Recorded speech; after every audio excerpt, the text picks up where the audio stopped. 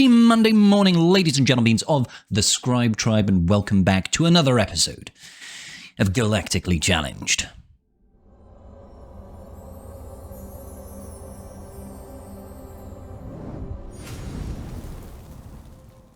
And in today's show, we are going to be taking on the Resistance in space.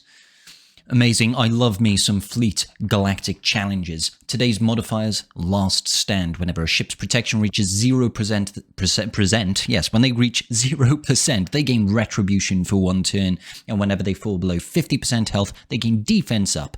If they happen to fall below 25% health, they gain damage immunity. Now, mostly this will happen for the enemy ships, not for your own, but it's good to know what happens. Front deflector screen. At the start of each tank's turn, they gain potency up for one turn. Whenever they're critically hit, they gain protection up for 2 turns. Just makes you that little bit more tankier. Now, as our bonuses are for rebels this time, we have the following player modifier. Whenever they score a critical hit, they gain a 100% chance to attack again. This is really useful because the feats are around attacking out of turn and critically hitting. This chance is reduced to 10% for bonus attacks beyond the first, and rebel allies cannot be counted, which is great because, you know, this last stand over here, Prance, retribution, so we can go ahead and fully ignore that. Our enemy has fearless fortitude. Whenever they resist a detrimental effect from a resistance ally, that ally gains heal up over time for 1 turn. Whenever a resistance ally gains a buff, they also gain 3% potency, crit chance, and crit damage until the end of the battle, and 10% turn meter. A little bit frustrating, but nothing too difficult. Let's take a look at the feats real quick. We need to win while fielding 3 rebel ships. Now, usually for CG, when they say 3 rebel ships, they mean 5. I can't test this because I did the feats all in one battle in the first turn, but taking 5 rebel ships just in case if it doesn't work with 3. We need to complete the battle. I think we can manage that one. And lucky shot 10. Complete the battle after scoring at least 30 critical hits. Very, very easy with the rebel lineup. And complete the battle after attacking out of turn 20 or more times. Again, rebel fleets, lots of attacks out of turn, lots of assists. Super, super easy, barely an inconvenience. Let's go ahead and check out the team comps that we're going to be running. So going over everything that we need to get done, we need to attack out of turn, we need to critically hit plenty. There are 2 options for rebels capital ships, of course. There is the glorious fish, Admiral Ackbar, and his leadership, which grants lots and lots of bonuses as long as you've got Hans Millennium Falcon on the field. Very, very good. And we've also got the wonderful Admiral Radus, not the Resistance capital ship, the other Radus that we're talking about that fields the Profundity capital ship. Now, I will say this, with the Profundity capital ship, guys, if you happen to have it, 4-star, 3-star, 2-star, 1-star, negative 1-star, just go in and hit auto and win with a fleet full of rebel ships. If you are running Admiral Ackbar, obviously the starting lineup will have to contain Hans Millennium Falcon if you actually want to get anything done. I would also recommend running a double tank lineup with the Rebel Y-Wing and Biggs as your ships, and going in with reinforcements such as the U-Wings, Cassian, Bistan, and then if you want to fill out the rest, go ahead and throw in Phantom and Ghost. Now, if you're running Admiral Radis's ship, the Profundity, go ahead and run the standard lineup. Like I said, go in with Hans Millennium Falcon, go in with the Rebel Y-Wing and the Outrider as your starting lineup, and put whatever you want on reinforcements. You don't even need to use them. It's that easy. Okay, let's break this down. So firstly, I'm going to go ahead and show you how I got this done with the Admiral Ackbar. Now, my Ackbar is only gear 9, I believe. Why gear him harder? And I'm starting, like I said, with Hans Millennium Falcon and a double tank setup here. That's because I found if I took in the likes of Bistan at the start, I would usually lose someone right out the gate. Now, I would try to ignore the SF-17 whenever possible because that thing is thicker than a double-decker bus, and it will take you several years to chew through, and you'll probably lose your capital ship before you know what hit you. The main damage threat from the enemy team is going to be Ray's Falcon. That thing can dish out some serious whoop-ass, so maybe focus down on that. And it also seems to be, out of the starting 3, the squishiest lineup there.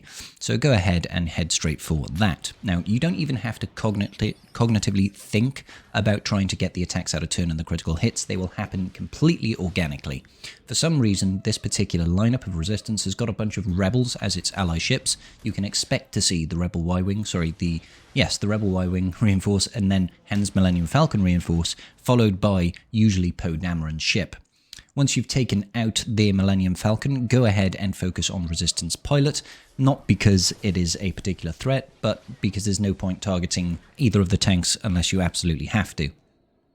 I do recommend bringing in Cassian as your first reinforcement because he will dispel all the buffs, he can call to assist, he can strip buffs, he can cleanse. Super useful ship to have.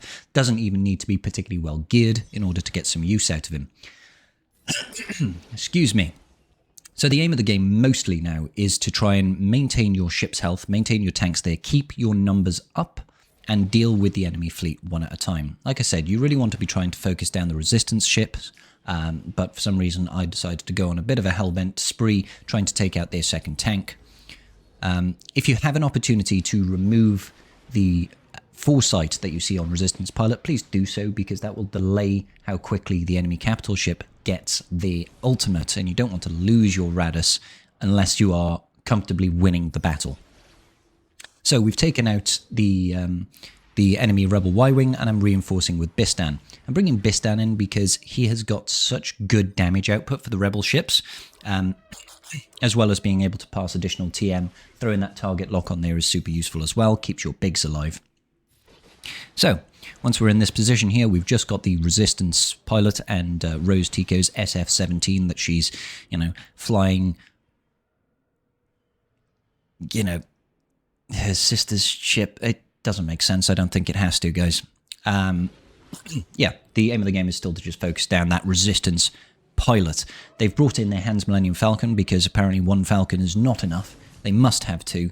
It's a good ship. Also screams Resistance needs more ships, needs better ships. Do something about it, CG. Oh no, wait, CG hates Resistance as a faction.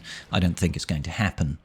So, keep on going down for the Resistance Pilot. If you get the opportunity, kill the other ships, leave the SF-17 for last, and you should be able to get yourself plenty of critical hits, plenty of attacks out of turn, especially if you hit the ultimate on your Ackbar fleet, just like I have here, because we'll get a bunch of additional attacks, which means we should be able to clean out everything that we need to do. I actually I'm forced here to take out the SF-17 before I can even go after the Millennium Falcon, because the Millennium Falcon is hiding. Now, we do lose our capital ship, but as we do have a +1 ship advantage still, I'm feeling quite confident that we'll be able to blitz through regardless. So there we go, we've just got Poe's Poe Dameron ship and Hans Millennium Falcon left now. Poe's ship is hiding, but neither one of us has got a capital ship. If you do lose your Ackbar, you will not be able to dispel buffs with your Hans Millennium Falcon on a basic, because he requires you to have a Rebel capital ship to help you. So I found that quite funny, truth be told. I was like, I didn't realise that you lose that unique benefit from the Hans Millennium Falcon, but there we go. Hans Millennium Falcon on the enemy team decides to hide like a little bitch, and we are now forced to attack a stealth Poe Dameron, which basically means, he's got nothing really. Again, they get that retribution, and it really doesn't matter because Rebel ships can't be counterattacked with the player modifier that we have. So we're just going to have some fun, wait for Poe Dameron to die, and then just take out Han Solo's Millennium Falcon with a nice basic from Bistan. Basic Bistan, baby. And that fleet there actually got me all the feats done in one battle. You can see 3 Rebel ships, we finished the battle, we scored 30 critical hits, and we attacked out of turn 20 more times. Easy peasy, no problemo. Now, you can very difficultly do this with the Profundity as well. I know what you're thinking, guys. You're thinking, how could I possibly do this with the latest, most powerful meta capital ship? But I'm here to tell you that it is entirely possible to win this battle with Admiral Radis's Profundity. You heard it here first, ladies and gentlemen, so buckle up, settle in, and let's get down to business.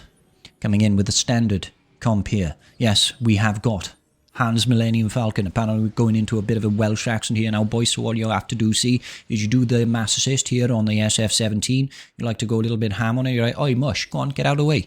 And then we're starting going here for now, we're going after the Ray's Millennium Falcon. The reason we said Ray's Millennium Falcon is because, well, really, it's just a pile of junk. But she had no other opportunity on what fleet she wanted to fly. The other one got blown up, see? And she was flying away from Jakku. And the First Order were on tail, and she was like, hang on, boys, let's go and take this pile of junk. And then she realised that it was captained by Han Solo, none other than. And she was like, my God, you're Han Solo. And he was like, oi, mush, recognise. I don't know. Sorry, I kind of lost myself a little bit there. Yeah, basically, guys, if you want to take in the Profundity, you can do whatever you want. Much like I did with that rather terrible Welsh impression there of Valley's boy. It is literally that easy. Just go in. I don't think I even used a reinforcement here. You get so many additional attacks out of turn that the Profundity's ultimate charges in about 3 turns. So you could just go in and take out their capital ship and they just left literally stranded. The capital ship is like, boy, follow me. And then they're ruined. Yeah, it's that easy, guys. That easy. Of course, I'm not expecting everybody and their mum to have Profundity. It still is a relatively new event, but I'm pretty certain that you'd be able to get this done even with a 4-star unlock Profundity without any issues whatsoever. Yeah, and like just to prove a point here, I refuse to reinforce. You can do this against executors as well. You don't need a reinforcement at all.